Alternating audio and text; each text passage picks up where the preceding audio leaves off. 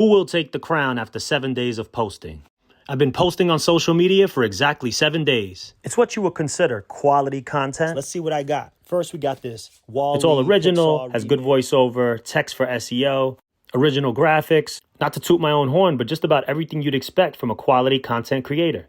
I didn't just jump right into it. I took a few months and did my research before I started posting. Here's my findings. First up, it's TikTok, and by far the best engagement out of the three. In 7 days, I was able to get 428 followers, over 5,000 likes, and by posting around 4 times a day, it looks like I put the algorithm to work. Heck, my Freddy Krueger video got 14,000 plays, and my wrestling one got almost 35,000. Very encouraging, and it shows that hard work is paying off. I'll continue on. Next up, we have YouTube, the best payer of the bunch, if you could get accepted. I got 32 subscribers and almost 14,000 plays. And I have to say, the results are very encouraging. When you read about just how valuable a YouTube subscriber is, it definitely makes you want to continue on.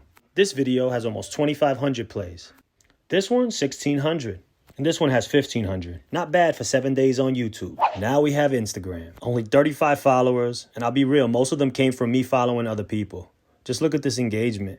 Almost nothing.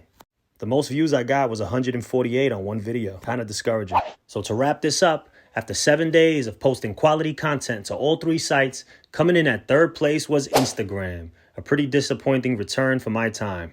Coming in at 2nd is YouTube. I posted both short form and long form videos, and it seemed every time I refresh, I had a new subscriber. I'll keep it up. And the winner is TikTok.